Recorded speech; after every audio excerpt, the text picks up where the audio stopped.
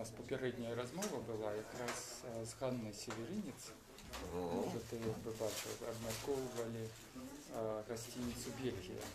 И так якби потрапило, что некоторые гости, ну там Горюновников просто запросили там большой хаос.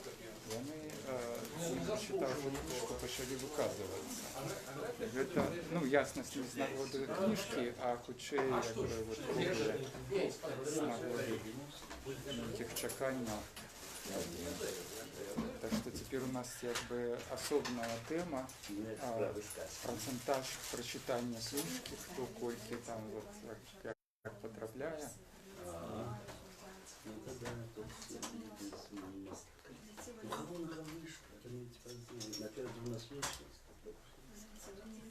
Васильевич. А что, этим разом инакше? Ну, може, А тут нельзя, да? там буде камера ще, вони сюди йдуть. А ніяк. Не, я не вытяну. Ні, треба кудись просто. Так.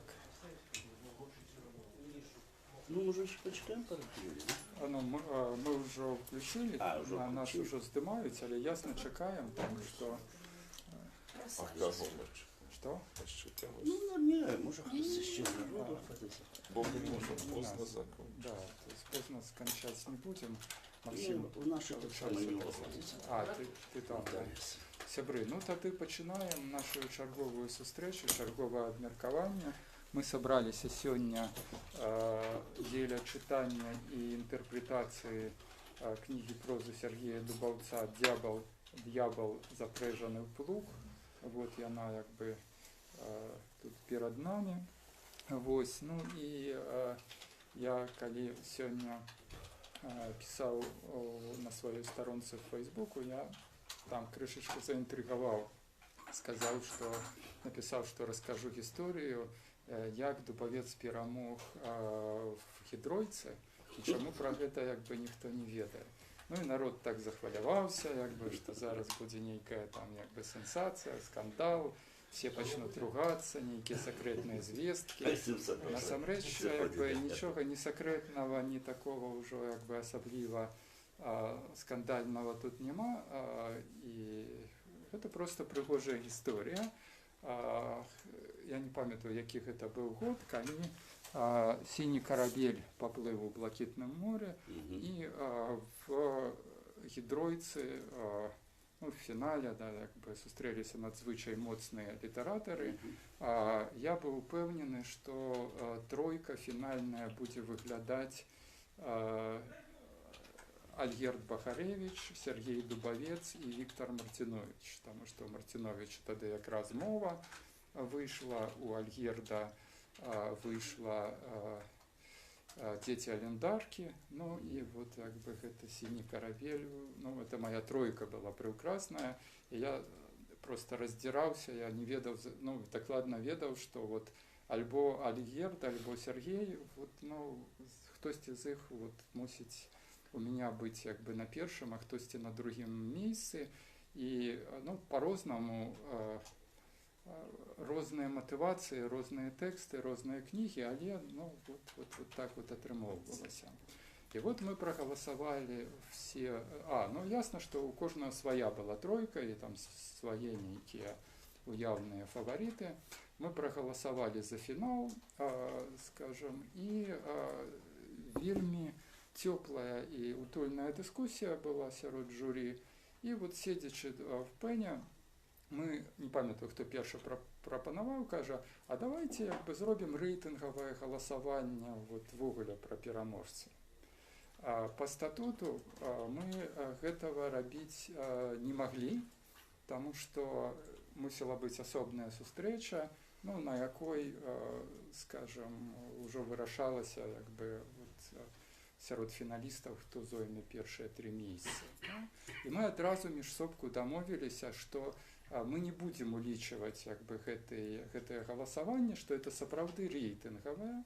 І так ми нешта розхвалювалися, якби, і сказали, що ну, вот, поколькі рейтингове, ми домовляємося, що воно понарошку, ми не улічуємо гэта все. Якраз добрая нагода проголосувати сапраўды так, як табе хочется, як табе подказывае сэрца, то есть вот без всех гэтых выстройванняў там нейкіх уяўных іерархій альбо там уяўных, ну не ведаю, там без думанняў пра тое, правільна ці неправільна.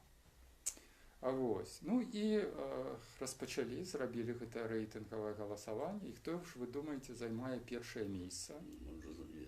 Уже ведаеце, да? Як бы сапраўды Сергей Дубавец, «Сіні карабель у блакітным моры плыве», выходзіць на першае месца ў рэйтынгавым галасаванні.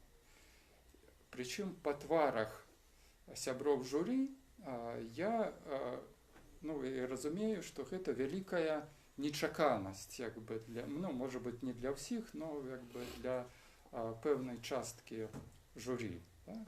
Я внутрана, выбіраючы між Бахаревічам і Дубаўцом, прагаласаваў за Дубаўца. Ну, таму што як бы рэйтынгавая, таму што, ну, сапраўды сэрца меня вяло як бы да гэтай кніжкі. Да? Пры гэтым Бахаревіч у рэйтынгавым галасаванні не ўваходзіць нават в тройку. А Мартинович уходит? А Мартинович, хаця вот ён быў сярод маіх фаварытаў, не ўвайшоў нават в фінал, па-моему. Серьезная была. Ну, вот некая такая история. Да, вот. Ну, и мы, скажем, ну, приняли это до ведома и просто, скажем, домовились сустрэцца там праз 2 тыдні ці праз 3 тыдні, ну, и уже там не по-сапраўднаму, то есть нормально по статуту зладзіць як бы гэтае галасаванне. Вот. Ну, и як вы разумееце, гэта другое галасаванне, сапраўднае ўжо, паказала зусім іншыя вынікі. Я не буду інтэрпрэтаваць, чаму так як бы паказала, то есть ясна, што людзі, якія галасуюць, яны проста сапраўды, акрамя, ну, вот, памкнення сэрца, вот тое, што да чаго там як бы імкнецца, вот, як бы улічваюць пэўны шэраг фактараў там. Значность книги для культурной просторы, ну и так далее, и так далее.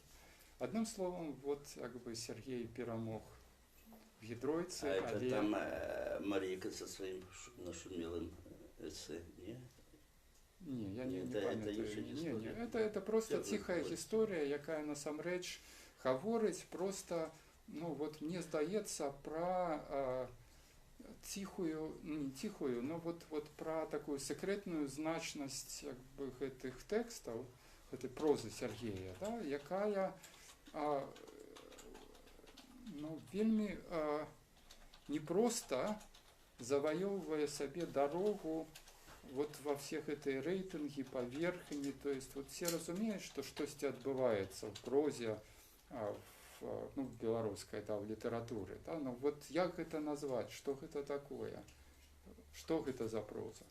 Я думаю, што шмат хто, ну, вот я памятаю з прыняцця гэтай першай кнігі «Сіняга карабля», фантастычна прыгожая кніга, якая вот сапраўды паўстала з ніадкуль. Шмат хто просто, ну, не верыў, што гэта сур'ёзна напісаў Дубавец, таму што, ну, доўгі час была пераважна журналістыка, публіцыстыка, то есть вот такая работа все ж таки в іншым жанре, а тут чыстае мастацтва. Вось. І, можа быць, вот гэты недавер ён і прывёў врэшце вот да этого другого тура уже сапраўднага галасавання. Ігор, я больше хотел запытаться. Ты казаў, что спочатку было одно голосование, а потом сапраўднае. А что, першее было не сапраўднае? Да. Это разные правды? Да, попросту? першае, вот мы дамовіліся па статуту, там як бы, ну, ёсць пэўныя патрабаванні да галасавання фінала. Мы дамовіліся, што як бы гэта не будзе. По статуту мы мусілі сабрацца праз 2 тыдня. То бок ёсць фармат і ёсць Да, пазафарматны і ёсць просто, мы просто вырашылі, што мы, ну, пагуляемся, да, то есть просто вот. Там же я ж так само был в этом жюри. Ну не в этом конкретно. Якраз пасля гэтай гісторыі консенсусная, напэўна. Не, якраз пасля гэтай гісторыі канчаткова закрылі ідэю таемнага галасавання і вырашылі зрабіць галасаванне адкрытым, и консенсусной. Вот, Так ось я кажу, што гэта два У розных нас не пытання. было Пытанне этого. пра две розных праўды, пра выбар як бы сэрца, умоўна Да, кажучы, і пра адбудову пэўнага, скажем так, пэўнай сістэмы як бы аргументаў і сувязяў і так далей. То бок ёсць як бы, умоўна кажучы, reasons of heart, да, вось, а ёсць як бы логіка мэтанакіраванасці і гэтак далей. І мне падаецца, што акурат, калі казаць пра прозу Сергея, то гэта перадусім, я абсалютна з табой згодны, гэта выбар у першы бок. То бок гэта база сістэмная, гэта база канвенцыйная, і менавіта таму гэта Дубавец.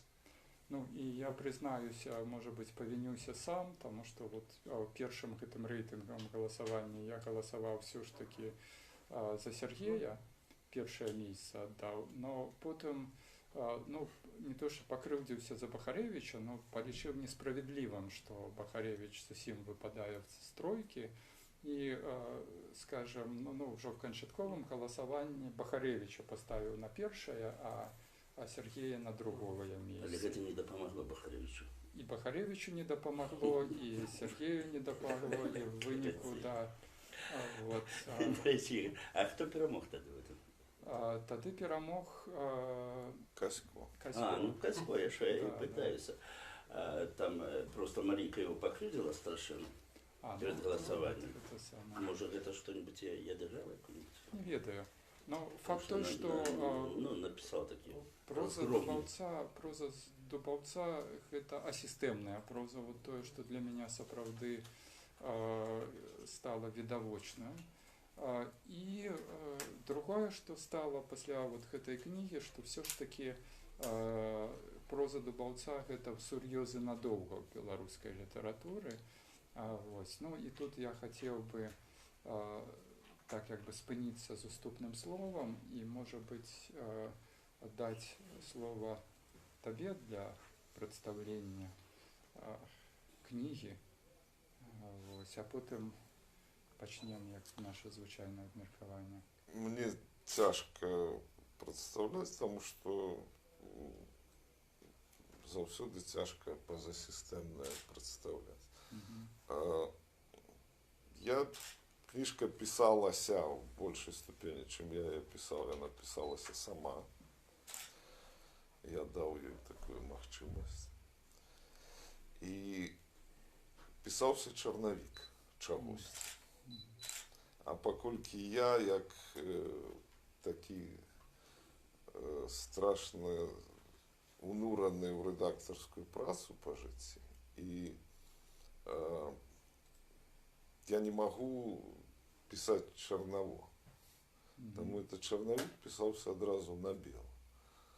Так, як йому хотілося. І після я поглядів, що, в принципі, в этом нечто есть. Мне дык бачится в образ гэта писання, что ён якби не фасадный, бо можна сесть и все это переписать на інший там роман. А я хотел закликать вас. Повыровнивать, поупрыгоживать. А я зрозумів, що виходить знанець. Ну от як вишитий кажух, выворачиваешь, а там латки, некие нитки висят, вот всякое такое. И в этом есть своя пригожость. Это как вот дворы на проспекте Незалежности. Фасад шиковный, а заходишь усередину. То есть это фасад, то есть это середина. А это середина. А люди у нас живут усередине. Потому что у нас парадными подъездами никто не користается, как у какой-нибудь Празе, например, где все с улицы заходят, а дворы закрытые. А у нас все, нават у новых домах, все одно робится до улицы фасад, а уваходы сзаду. Ранее это называлось с черного хода. И вот там, где эти черные... Вот, ну, мне такой образ того, что писалось, склался, что это як знанечная проза.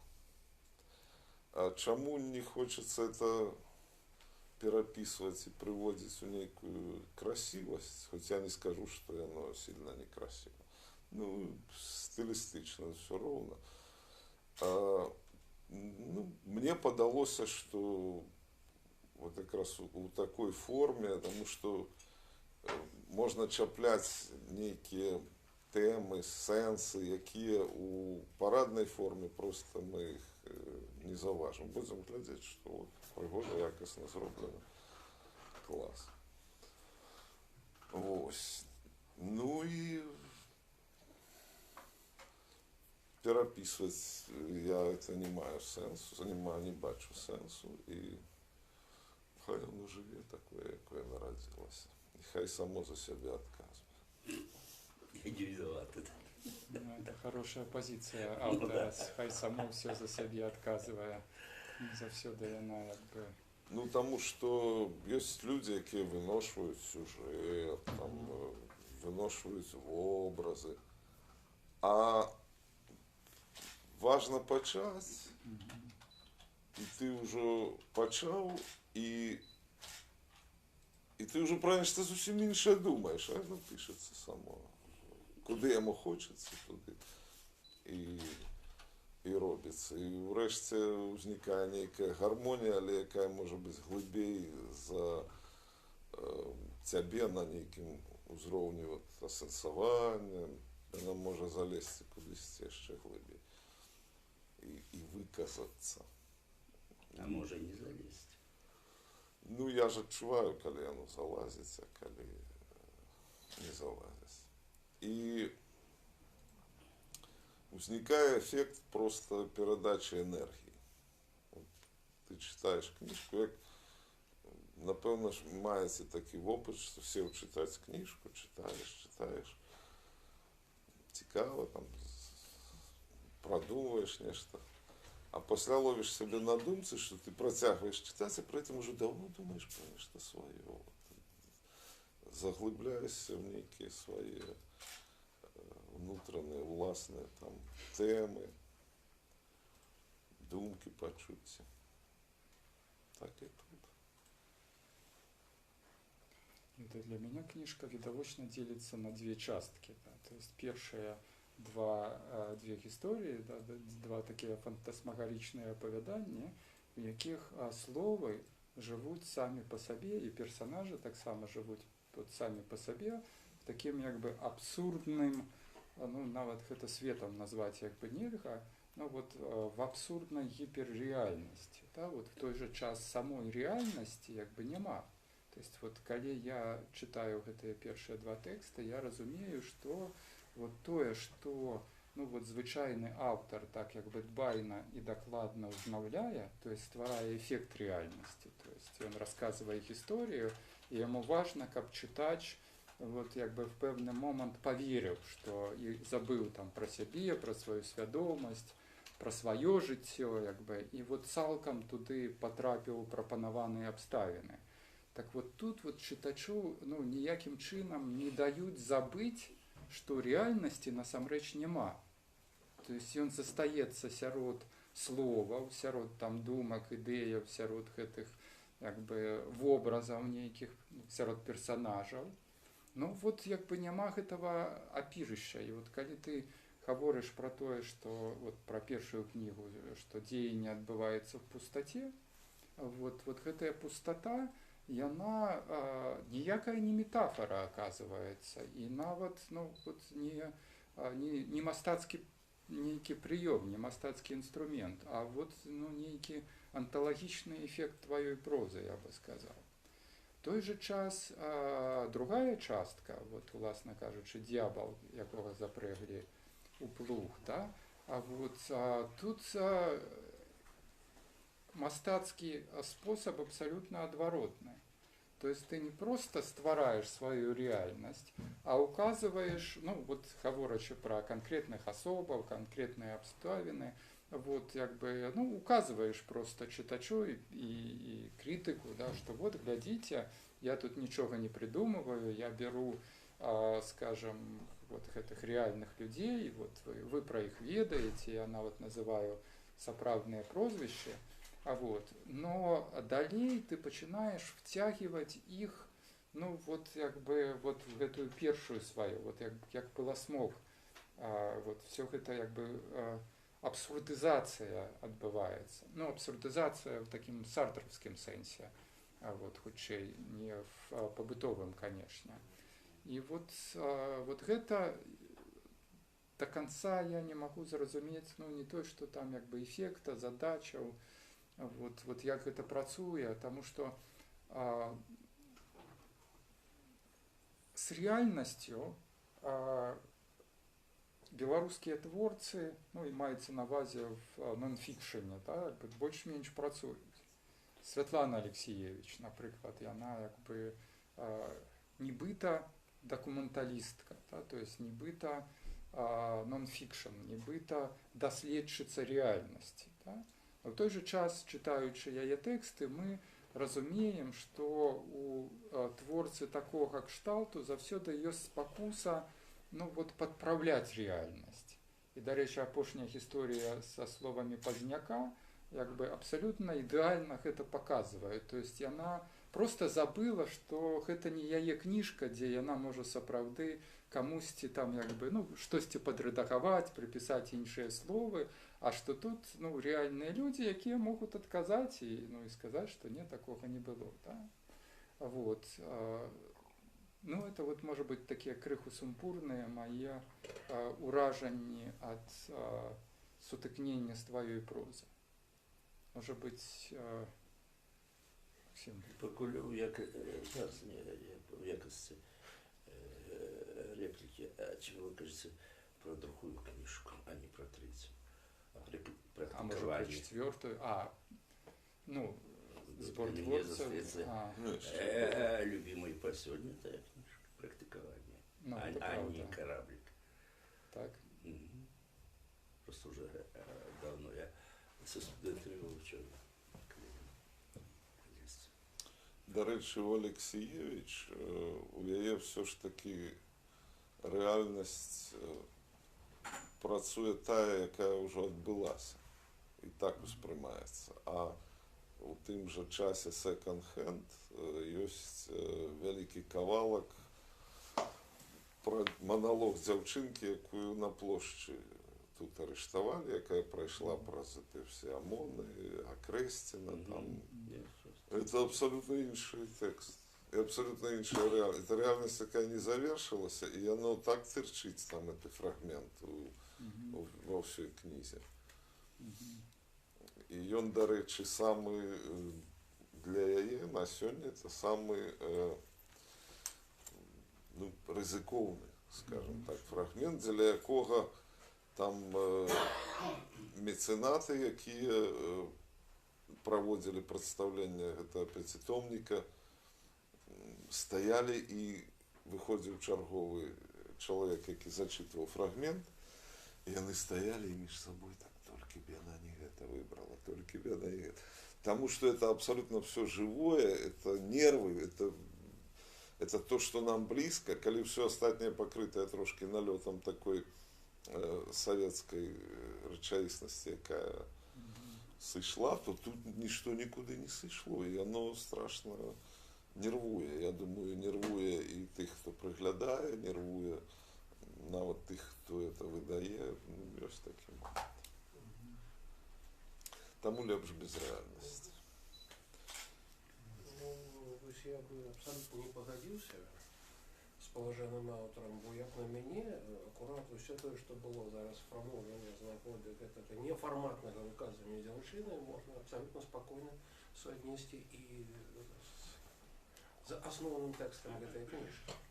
Бо я, ведаеце, гэта все зараз читаю не праз прызму гісторыі, літаратуры ці развіцця думкі. Для мяне гэта перадусім, ну, па-першае, вельмі асабістая рэч. По-другое, расповед про незавершенную ситуацию, бо и Радов Солярис незавершена, и Имбрак яшчэ бадзяецца по улицах и верзе лухту, и все ніяк не скончыць гэтую спрэчку со старэйшай генерацией. Так? И вось мне акурат падаецца, што гэта кніжка ў пэўным сэнсе, она не толькі вострая, и она, я бы рызыкнуў сказаць, нахабная.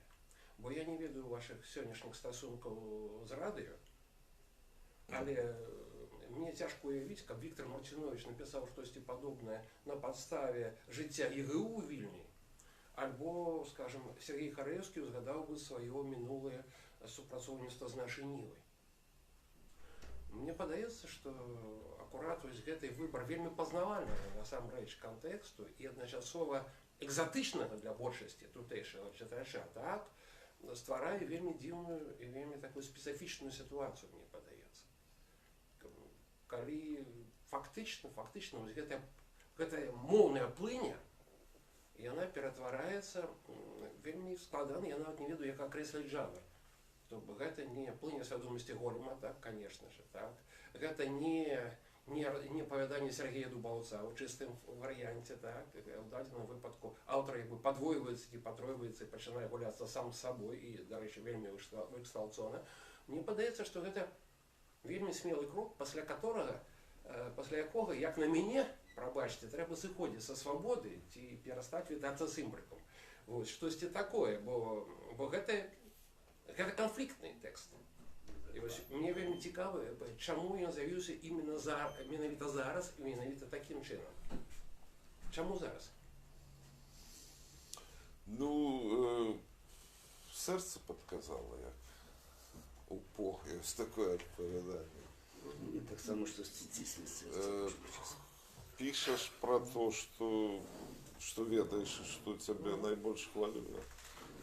І вот эта герметичная праская ситуация, она ясно, что я же оттуда сам съехал, меня не попросили, и зараз у меня протягивается супрацоўніцтва, я шмат чего роблю для радио, тым ліку там редактора кніг, текстов амаль не пишу зараз. І гэта заўважна. Я таму і кажу, бо ёсць як бы такая гісторыя зноў жа на ўзроўні апокрыфу пра змену генерацыю на свабодзе, так? Пра тое, што зараз прыйшоў гэты малады энергічны менеджмент са сваімі новымі медыямі, і старасветскія калумністы, яны як бы ўжо недарэчы, што адбываецца пэўная ратацыя старэйшай генерацыі, калі згадаць, хоць бы таго Шакіцкага, напрыклад, і так далей. Відавочна, як бы сказаць, мяняецца агульны баланс. І прычым невядома, в які бок, насамрэч, невідавочны вектор змены. Эта ситуация может выглядаць канфліктна, калі глядзець на менскую ситуацию. Праская вельмі моцна адрозніваецца. І насамрэч, магчыма, ўсе адчулі гэтую ситуацию як канфліктную, але не да такой ступені, каб прыняць яе канфліктную і рабіць нейкія дзеянні. А што тут зробіш? Што зробіш з Салярысам? Нічога не зробіш, правда? А што зробіш з імбрыкам? Нічога не зробіш. І таму для мяне, напрыклад, у гэтым тэксце ёсць такі момант пэўнага экзістэнцыяльнага адчаю. Бо ёсць непазбежнасць ратацый, у тым ліку і ратацый тых, хто прамаўляе. Я асабіста не ўспрымаю гэта праз адчай, а наадварот, калі я вярнуўся ў Беларусь, я год-паўтара жыў у Асіповічах і хадзіў у дзікай эйфарыі ад таго дзея, мне як тут все нават пахне, я просто шалеў ад этого ўсяго.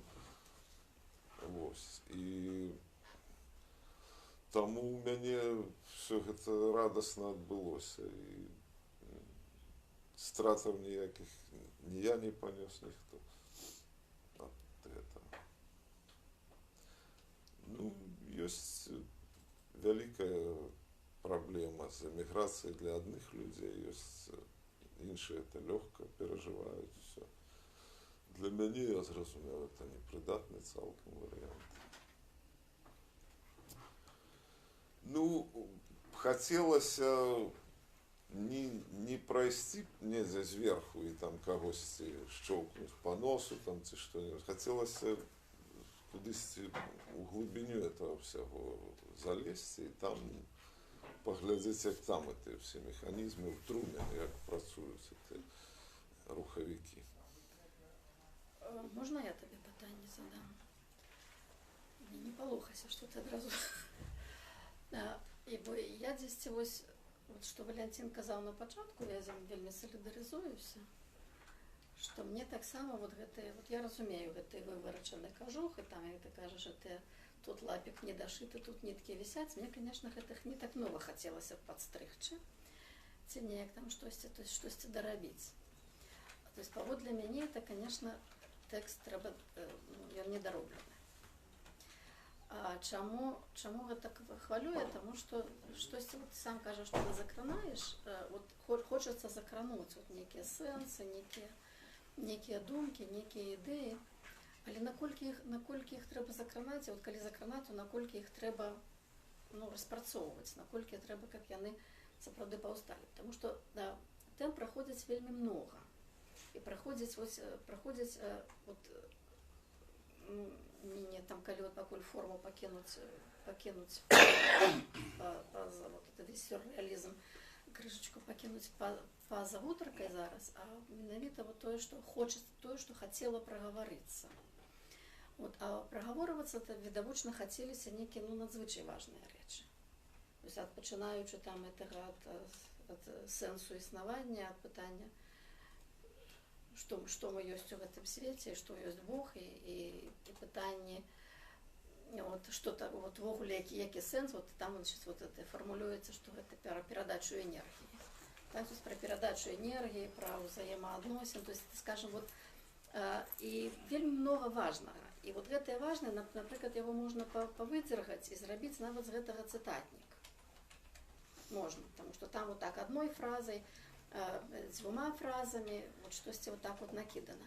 І далей все, як бы за гэту одну фразу, дзве фразы, оно не ідзе. І вот гэтая вялікая тэма, з якой пачынаецца і якая весь час ідзе пра хутчэй пра пакаленне, таксама пра сэнс пакалення, пра сэнс пакалення, якое невызначанага ўзросту, узросту дэсерту, як прапануецца ў цябе, з гэтага дэсертнага ўзросту. Таксама гэтае пакаленне, якое чагосьці вельмі важнае набрала, вельмі важнае акумулявала, і як это трансляваць. І асабліва трансляваць, калі сапраўды яно абсалютна там не ўспрымаецца там гэтымі актыўнымі энергічнымі. То есть у меня пытанне, апроч іншага, пытанне, што хацелася прагаварыць, якая была, можа, асноўная такая, нейкі асноўны рухавік у цябе. Што хацелася гэтым сказаць? Таму што не самі персанажы, не сам гэты, хачу асобна пра гэта пагаварыць, пра радыё Салярыс, але менавіта пра тое, пра этой самай нейкі ўнутраныя глыбіні, таму што штосьці, это же відавочна тое, што все жыццё пра што думаў, все да чаго ты дайшоў. І так чик-чик-чик, так там кінуў, там кінуў, і што? І што в гэтым табе было важна? Скажем, што можна было бы развіць, з чаго можна было бы зрабіць сапраўды некую глубокую гутарку? Вайную мір напісаць. Навошта? Она ўжо напісаная. Вайную мір пісаць нам не... ты маеш на увазе памер. Фірмовы знак сыходзіць в іронію, калі пытаюцца пра сур'ёзныя рэчы. Я хочу пра сур'ёзныя рэчы. Я хочу пра... можна і іранічна, як заводна, у мяне пытанне сур'ёзнае. Я страшна не люблю сур'ёзныя рэчы. А навошта іх закранаеш тады? Гэта гульня. Літаратура — это гульня. Для мяне, прынамсі. Это важно, цікаво. Все життя это гульня. І як там Мюнхгаузен казав, що з яким виразом твару робляться всі глупства на світі. А ми живемо у ситуації такої серйозності, такої притиснутості.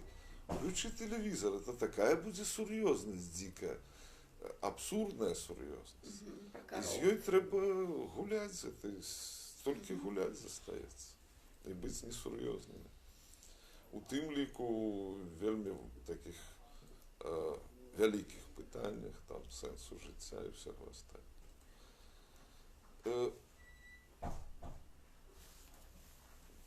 Погляди, это стена. Мы у яе глядим, и что мы, до чего мы доходим, урешті-решт. Мы сами перетвораемся с народов на толп. Мы ходим, думаем стереотипами.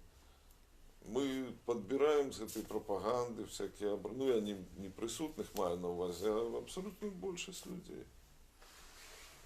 То есть проект взорвать дискурс, вот этой же железобетонную некую Это самое упевненість, головне. Самое головне. І це впливає на всіх, у тим ліку і на тих, хто в Празі, в некій ступені. Так що задача, я не ведаю, як це сказати, розм'ять мозги, може бути.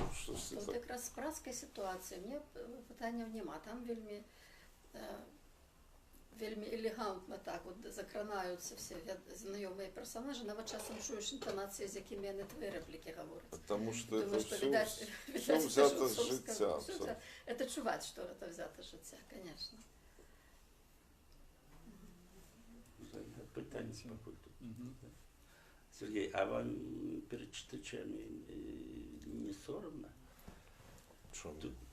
Ну, вы, человек купляет книжку, да? Не просто книжку, а триллер. Да, о том, что там так написано. Мистичный триллер. Вот. А она недоробленная, недопеченная, уже купляют и гроши платят. За то, что хорошая книжка, да? А тут добро, что Сергей это самое. Сам признался. А то я хотел еще расповедать ему, чему тут недороблено, чему тут. Кому поправился, терминал переписал. Не то, да? Это мастецкий прием. Оказывается, это так и треба было, да? Всякие ляпы, там все остальное. Ляпы там, Хапая. Литературознавча. А чему соромно? Вот, коли вам бабуля недопеченный пирожок продает на Комаровце, и вы купили, блин, а я скажу, ну, это у меня такая задума, как недопеченных пирожков. Вот это мастацкий перформанс. Да, это недопеченный пирожок. Ну, вот про это вы не думали, про читача, докладно, да? Вы Махтима, ну, отчуваете, что недороблено, сырое и все остальное. Ну, не все остальное. Ну, потому что сырое. Значит, то есть местами просто блескуче. Я аж роготал. А я как скакал на это, знаете, по Купинах, по болоту. То скочишь на сухое, ой, классно, як свет. Потом снова скочишь, плюх по мешку помидорами, плюх плясть. В это самое. Да. И так по всей книжце. То, блин, класс. То есть там, где дороблено, тебе отрималось дороблено. Черт ведает что. Ну, я вот возняю за резко. Я не шкодую, что я сырый пирожок съел. Мне все равно он сподобался. Вот. Я одно слово читаю. И сопротив мне весь час вот, хотелось запытаться, сказать, покритиковать. Але не в тим сенсі, у мене живе і редактор, і викладчик Інституту філософії і літератури. Тобто я весь час молодых людей учу, как правильно писать. Да? Я неправильно, вы сами сможете. Да? А тут от дубовца, да, ну, такого мне с детства. Тут как раз вельми добре. С детства, можно сказать, пиетет до его и не зникает, чтобы не писал хоть это самое. Скажешь, что нема правильно. А я просто калип так, как его не мог. И он сказал, почекайте, ще хвилинку. Покоління якраз не тільки поміж імбриків і, ну, от ще, але і поміж вами. І от і покоління, може, такі, от Сергія, там, моїм, може бути, ваше уявлення про літературу, вони так само. Калип, и он сам мне сказал, что это черновик, и ему было оно так прописано. А я думаю, и там бы недоробили, ну и там. Оказывается, малинота просто была, да? А як продавать книжку, як сапраўдную книжку, за сапраўдные гроши, так это нормально, да? Я вот таким ракурсом за себя хотел говорить сегодня. Я хотел говорить про книжку. А зараз, ну что я буду говорить про книжку, как коли она сырая, недоробленная, кривая и так далее. А я всерьез хотел говорить, а чему тебе тут криво? Да? Нет. Не яно про ж, тое, не про а, тое. кривое, от сырое і варёнае, да, якби як у антрополога, от, а кривое і навпростове. Круглое да? и желтое. Да, то есть вот тут же вельми тонкие моменты. Тонкі Мне здається, мови. що... Книга не зроблена, про яку тонкость Ой, можна Сергій, говорити. Почекайте, Васильевич, ви вже 6-й раз одно і те ж повторяєте. Так і йдіть з Всьому, буду, да, тому да. що ви, Тому а на ви правах зробили, модератора, ви придумали, Василь, як ви будете добавця хвалити. Включили Модератор редактора. каже, Ми вже да відали. не треба Да. хвалити це. А ви по інерції Пане протягуєте.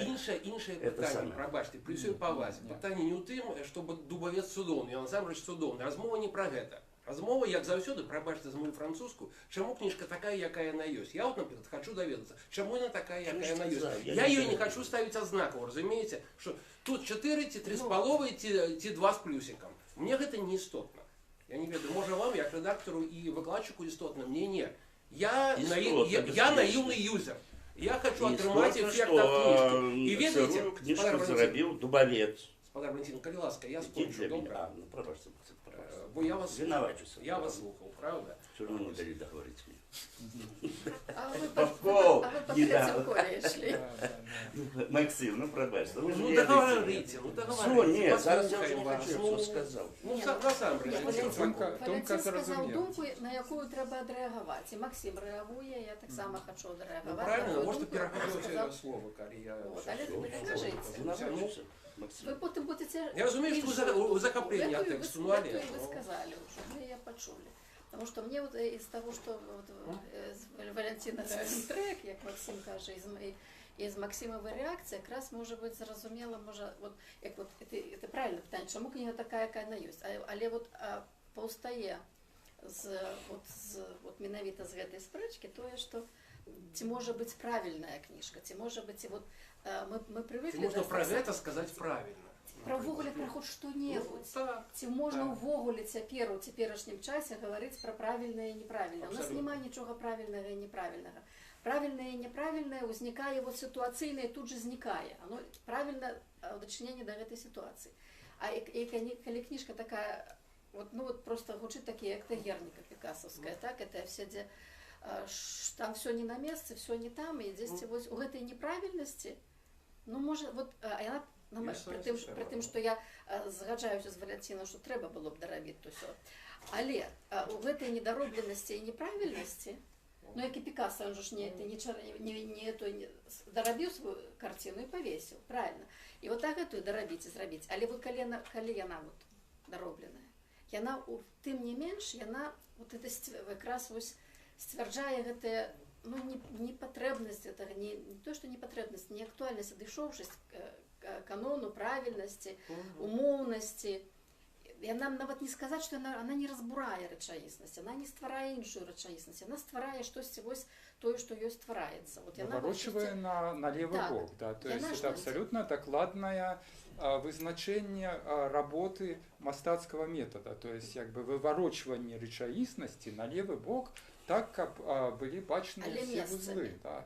Потому что зноў жа таки, ведь памятаеце, з чаго мы пачыналі першыя дыскусіі про літаратуру. Мы пачыналі з беларускай поп-сцэны, фарматнай літаратуры, калі аўтар дакладна ведае, вот як правільна прыглажана, да, і вот ёсць розныя фарматы, мы казалі і пра романтычную схему беларускай літаратуры, мы, ну вот, калі там Рублевскую браць, мы казалі пра ідэалагічную схему, як той же Бахаревич, які таксама прагрэсіўны, ліберальны, як бы правільны, і ведае, якія правільныя схемы там, як бы.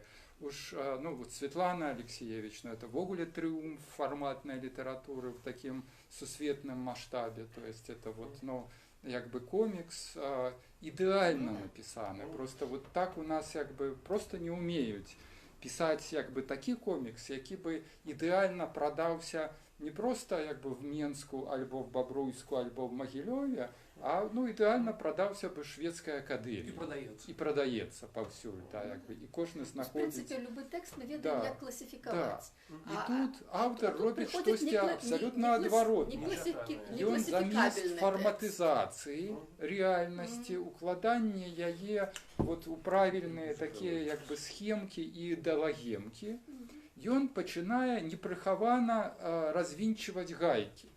Вот. І вот глядзіце, вот сам ён падкідывае, ну вот нейкія такія банальныя ключи для інтэрпрэтацыі, там як бы радыо Солярис, вот все нібыта ведаем, канфлікт пакаленняў, а ведь, ну вот в чым-то канфлікт пакаленняў, нават не в сутыкненні нового формата і старога, да?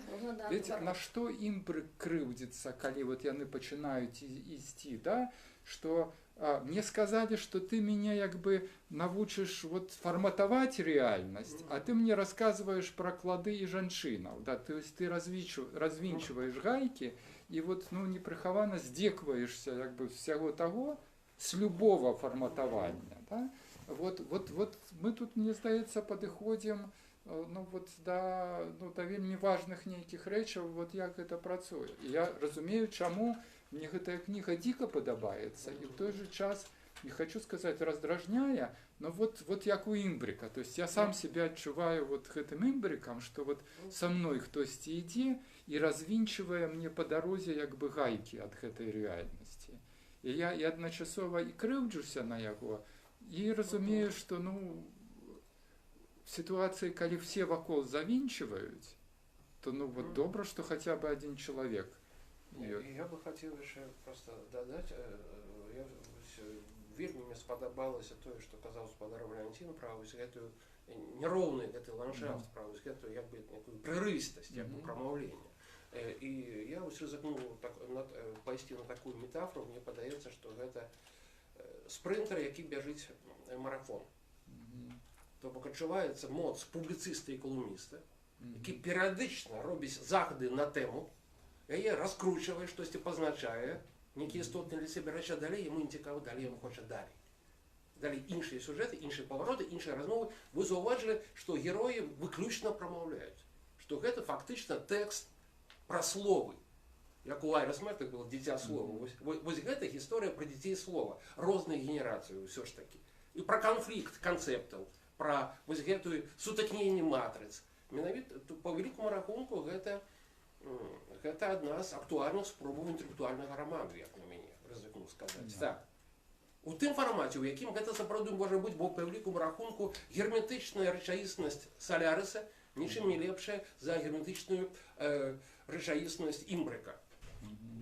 І ў гэтым плане вось Йосіп, ён адначасова і пераможца і лузер. Бо ён адкрываецца, ён ламае гэты дыскурс, ламае гэтую сістэму. А потым застаюцца жанчыны і чырвоны вінчык. Умоўна кажучы. То бок гэта вось такія як бы зніжэнне, як бы скажем так, патасу. І, дарэчы, тут вельмі цікава, асабістую падзяку хачу агучыць за King Crimson Starless. Бо я цудоўна ведаю гэты трек, таксама яго люблю. Просто гэта ўсё кладзецца як бы ў агульную сцэну, і гэтая бездань ператвараецца ў адзіную магчымасць пазнацца з сабой. І гэта вельмі цікавая штука, вельмі няпростая штука, насамрэч. А тое, што прамаўляецца па-за канвенцыямі, гэта, як на мяне, вельмі карысна. Бо гэта яшчэ і школа мыслення, сапраўды, праз нязгоду, праз канфлікт, што заўгодна, толькі прачніцеся, будьце ласкавы. І вот таксама важная метафора, мне здаецца, з гэтым д'яблам, які запрэжаны Пракопам, не прачытаная абсалютна, ці вот яна неяк вбудавана в тэкст, дзе ідзе, ну вот як бы такая буфанада хутчэй, як бы вбудавана як магчымасць метафізікі, альбо як вот такая адкладзеная метафізіка. Мы разумеем, што гэты д'ябал, ён важны, і, ну, і вот тое, што Пракоп здадзены на реставрацыю і не вернецца, і што вот это вот все, это нейкая такая лінія, якую мы яшчэ мусім расшифраваць, да? Но сродкаў для расшифроўкі в самім тэксце не так много, і яна подвисает. Чаму я пыталася на пачатку. Да, вот это вот якраз. Я про гэта і пыталася. Я вот хотела, ведаеш, яшчэ сказаць, вот, што ты кажаш про развінчванне гаек. Вот мне, я бы не казала, што это развінчвае гайкі, і што нават оно ўвогуле дэканструюе, но па-іншаму канструюе. Это вот мне Пікаса мне не здарма ў галаву прыйшоў, то ўвогуле вот менавіта вот жывапіс пачатку 20-го стагоддзя, у тым ліку вот нашыя таварышы, там это Малевіч, Кандзінскі, дзе яны в сваіх маніфестах вот як бы спрабуюць выйсці з гэтай так не то, що спрабуйце на гэта робіць, але это мэта, якая ёсць. Просто выйсці як сказать, з рэпрэзентатыўнага мастацтва, вот з гэтага, з фарматнасці, так, вот з выяўлення рэчаў. А як выйсці, як пісаць свет, калі не выяўляеш рэчы?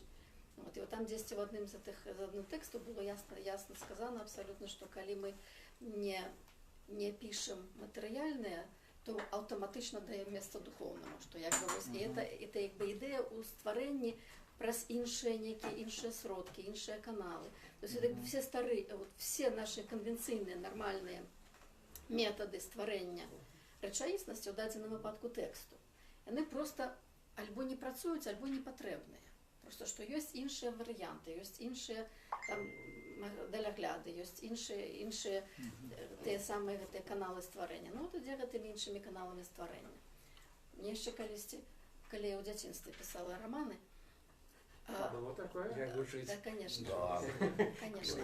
Тебе роман. Так, так был так, у дзяцінстве. Вот там вот гэта я просто згадала свае гэтыя дзіцячыя раманы, потому что у меня там было, что вот там, ну там яна там, напрыклад, ідзе по вуліцы, там ці бяжыць, трэба спяшацца, а там транспорт, значит, просто пераступае праз гэты тралейбус і там адпраўляецца далей. То есть, ну вот такія вот все гэтыя все непатрэбныя моманты рэчаіснасці, яны просто вось нейкім чынам завіняюцца, але відаць, што той персонаж стварае сваю рэчаіснасць, і аўтар як бы дазваляе, хутчэй, вот як ты кажаш, што дазваляў гэтай кнізе ствараць саму сябе, вот сказаць, Як у дзіцячай паэзіі. Вот яно мне дзіцячую менавіта, мне мае дзіцячыя раманы, яно мне якраз і нагадала вельмі моцна. Вот, але ў гэтым ёсць вот гэты кубізм, ёсць вот гэты кубізм ці супрэматызм, вот, жывапісны, то есть як бы вот не канструяванне свету паводле форм і паводле нашага канвенцыйнага бачання форм, а стварэнне свету вот неяк, ну, знутры, вот яно неяк вот знутры, вот оно ствараецца, таму яно ідзе кубікамі, таму яно ідзе гэтымі то кочкамі, то не кочкамі, тут кочка ёсць, а тут она не стварылася, то есть вот такім чынам штосьці. І таму вот это, што, як Максим кажа, што гэта такая, это інтэлектуальны роман, ну, штосьці ў гэтым ёсць, але недароблены. А вот у нас там сховался Северин Квятковский, славутый автор. Посидеть просто вырашил. Думаешь, что тут всіх свободовців До лупить. речі, Северин фігурує. Вельми цікаво було б почути ураження. Що думає персонаж? Що думає один з згаданих, так. З великим інтересом я слухав так глибоко. Я ще не копнув сам по себе. Ну, я одразу зрозумів, що я бачу перед собою дзьонник приватного чоловіка. Ті, хто читали нашу мілу, яку навів Сергій, вони пам'ятають цю рубрику, після вийшла книга. Це такі міні-есе, ну, на певної теми, да, які цікавить автор, дадені можуть. І фактично я цю оповість я його сприймаю як такі ось ці міні-есе, які перетікаються одна з одної. Ну і але в відрізненні від рубрики у нашій Ніві в газеті, такого альманаху тогочасному, не об'єднані все ж таки імбриком і Йосипом і ось їх ну этим стрижнем, короче, этой нитой, ось такой скразной. А на Консоляриса, ну він може бути, може не бути. Я думаю, що автор би розважав би на ті теми, які його цікавлять, не на Солярисі, так там, де-небудь на Мозамбіку, то це, ну, не здається. Ну, мені так здається. Ось, дякую. Ну, а вот все ж таки с этим самым, с Прокопом и дьяволом, то есть у меня склалось такое вражение, что это метафора про певне завершення періоду, про певне розброєння. Вот як быццам бы ты, ну, ясно, что это про внутреннюю простору, як быццам бы ты, запрэгшы самого сябе ў гэты плуг у пэўны момант, вот, як бы, і, ну, пераканаўшы сябе, як бы, ну, не ведаю, калі баналізаваць гэта ўжо да рэшты, ну, проект беларускага адраджэння, там, як бы, пабудовы беларускай нацыі, вот, каб все зрабіць так, як бы, ну, гэтая самая как это сказать, культура супротиву, да, то есть вот отстоять свое, то есть все это зробить, да, и в певний момент отбывается, ну, вот такая демобілізація. Тому що ведь книга-то якраз не про те, як запрягчи дьявола в плуг, да, а наоборот, як выскочить якби, з ситуації этого запряженного дьявола. І от той момент, коли Йосип якби, і імбрик летять уже якби, наприкінці там з моста, и вот все завершается не так, да, вот по абсурдному, да, то есть поднимается, да, вот это все. То есть мне здається, что Йосип поднимается, ну вот якби уже в ситуации пост-дьявола и пост-плуга. Ну вот ці правильно. Кажи на гэта, мне Да. здаецца, што це зовсім не так. Не так? Вот, Мне ну, здаецца, я хочу, каб Сергей адказаў. Да. И я, по-моему. Можаш адказаць? это демобилизация, ці наоборот, вот некая... Мне здаецца, Это Там идеологии Я- немного. глинизация. Глинизация. у сэнсе. Ну, яны ж ператвараюцца ў Блин. големаў Ага. і далей ідуць па гораду. То, з чаго ўсё З чаго пачалося, пачынаецца. пасля гэтым і завершылася. И все же для тих, хто не дочитав до конца. Не в плані спойлера. Просто наколькі я обознаю історію про голема, у кожного голема є якби творця. І є ось гэта, як там гэта, Бецалель. паперка з гэтай самай, якби, замовы ці штосьці такое, якая робіць яго жывым. І вось у дадзеным выпадку ось гэтага парнага выхада двух големаў. Хто іх творца і што гэта за замова ў іх? Ну, я так не задумляўся, там трэба паглядзець, пачытаць. Ну, я Уже у Крыніцы, у двух номерах голема, ну, это знаменитого Майеринга. Майрынка, ну, Дайте отказать, потому что там, Я не читал голема. я не там про то. ёсць нейкі намацвальны адказ, які, в прынцыпе, так на всю кніжку таксама кладзецца, што Бен Бецалель стварыў голема ў бяззорную ноч. Эта думка праз увесь тэкст недзе ўсплывае. Просто эту беззорность. Тут же и Старлес, тут же все вот это завязывается в узел. Можно сказать так, что это беззорностью этой стороны, это пошуку великих, пошуку зорок, а тут полная беззорность. Это все створено беззорностью. Мне и хотелось, у меня первый вариант назвы был Старлес. Але пасля, ну, я подумал, треба штосьці больше Чи крикнути. можна гэта разглядаць як пэўны, не ведаю, дыягноз, маркер часу? Ну так. Жахи, тады гэта зусім іншы сэнс, чым я думаў. То есть я Мне все не кажется, так так. прочитаў. Калі гэта, ну, якби два голема, чамусьці я вот не Ну, я успеў. там аккуратно, пунктирно же Да. это все Там расставлено. же Ну, песня, по-моему, там черная и Да, черная, да? паколькі там Ну, шмат ну, шагоў так, вот так вот раскідана, то штосьці забываеш вот у пэўны момант.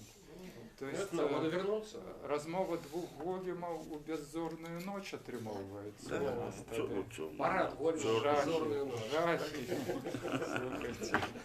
Ну, Я веду, что многие спотыкаются об слово дьявол, и далее уже начинается ступор, там, мгм. ну, просто расшифровать эту назву Мгм. уже Ну, вона тлумачиться вельми добре. не хапая. Ну, назва классная, и метафора классная. Можно гулять было в разных жанрах, еще до бесконечности. Да, не обовязково Сергею, а любому, кому захочется протягнуть. Сябры, долучайтеся, якби. Питайтеся. Прочитали. Ну, Ага. Поделимся потом час. вот. Почитайте. Ну и, конечно, треба, мы абсолютно обошли вот эту увагою. Гэта тое, што вот з чым ты давно гуляўся, і мы все любілі гуляцца вот гэтую стварэнне вот як вот стварэнне гэтай альтэрнатыўнай рэчаіснасці, як стварэнне альтэрнатыўнай беларушчыны, беларускай літаратуры, альтэрнатыўнага гарэцкага. Так, там, конечно, там, дзе з гарэцкага все пачынаецца, якога прачыталі вельмі уважліва все літаратары, все на яго спасылаліся, і все бачылі, як там, значыць, ад яго там як ад яго яны все бралі свае ідэі адзін у аднаго. Гэта ж таксама жыцця. Тады гэта можа быць рэлігійны тэкст.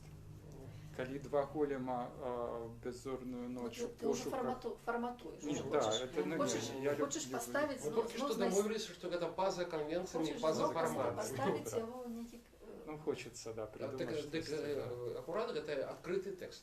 Мгм. І тому спадарожник наракає на ягоную незавершеність. Недоробленность. А ён не да, мусить да. бути завершеним. Не Так пишу, самі конечно. не големы Так. недоробленные. Так, і ми ж казали, що коли гэта про сучасний стан речі, ён по визначенню незавершений.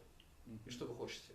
Про незавершену речаісність атрымаць завершены тэкст, такого не можа быць. І якраз мне падаецца, што гэтая адчыненасць, гэта як бы можа недаробленасць, яна абсалютна адэкватная нашай сітуацыі. Бо я баюся тых, хто ведае адказы на ўсе пытанні. Магчыма, істотней папросту штосьці пакінуць сапраўды недаробленым, каб было куды крочыць далей. Ну яно про гэта дзесь, яна самая Ну. кніга про тое, што яно менавіта все ідзе недаробленае ў стадыі фармавання. Абсалютна, і гэта Чому вельмі цікавая меня штука. А повстало при гэтым момент. сапраўды вот сама вот фармальная, Ну, она завершаная, ну, на ну, як бы ну. пачатак і канец, ну як Абсалютна, яечка. абсалютна. Як яечка яно складаецца, І, дарэчы, але з гэтага яечка потым І гэта всё фактычна таке. лес не паўтарае кампазіцыю арыгінальную Крымсона ў Старлес, дзе тэма пачынаецца, потым круціць варыяцыі і напрыканцы вяртаецца да першаснага як бы меладычнага малюнку. І гэта таксама.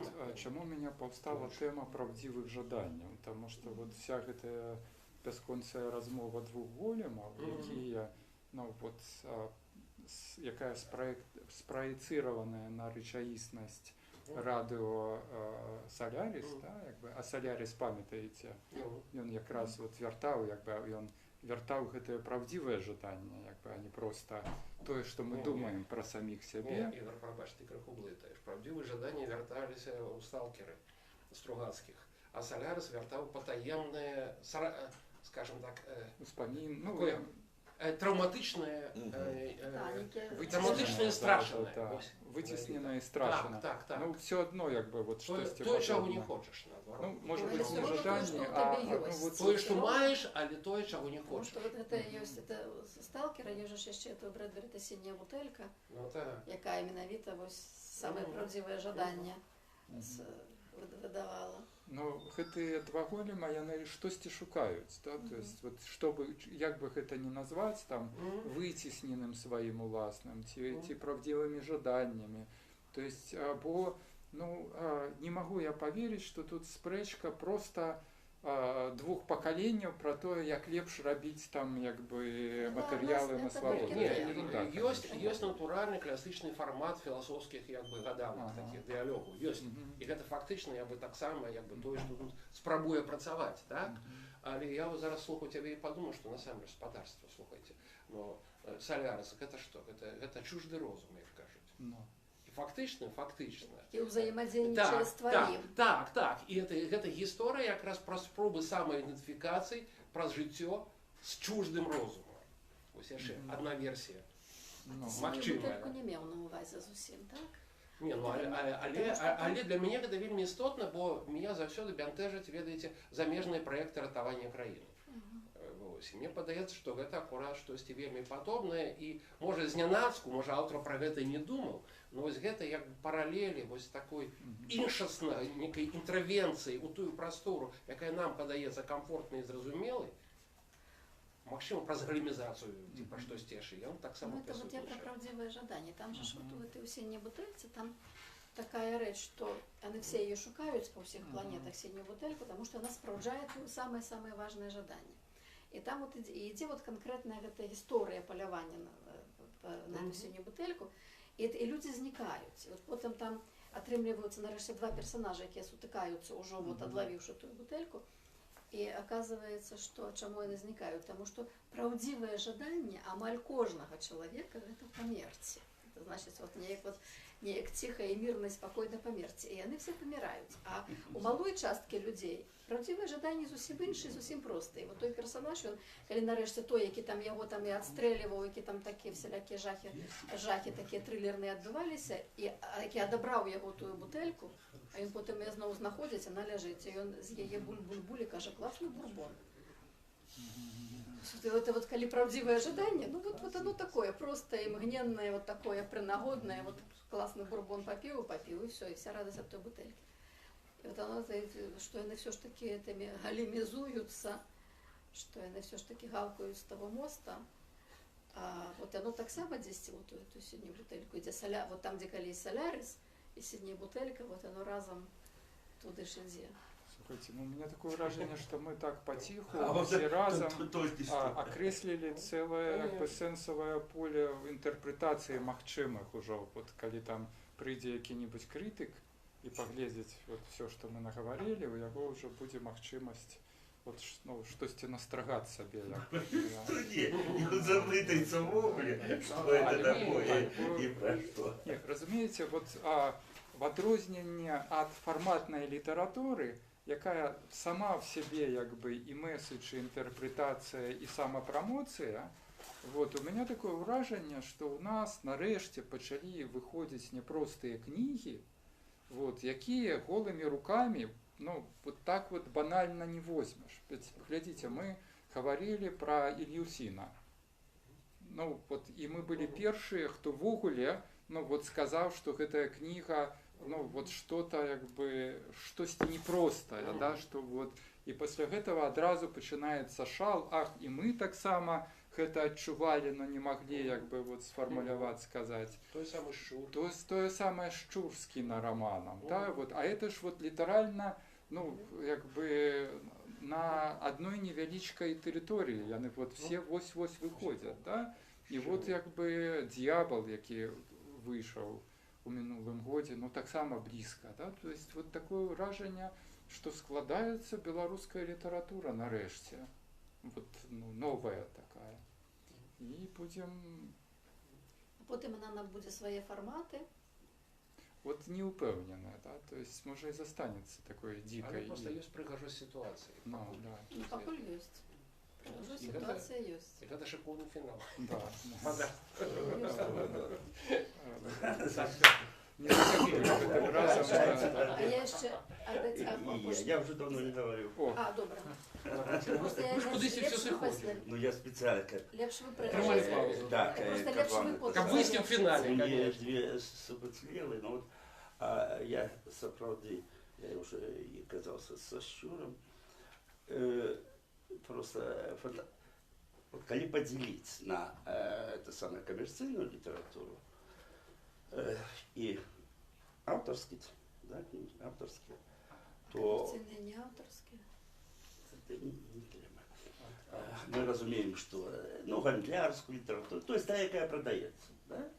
А вот, и якая не продается, авторская, хотя магчыма.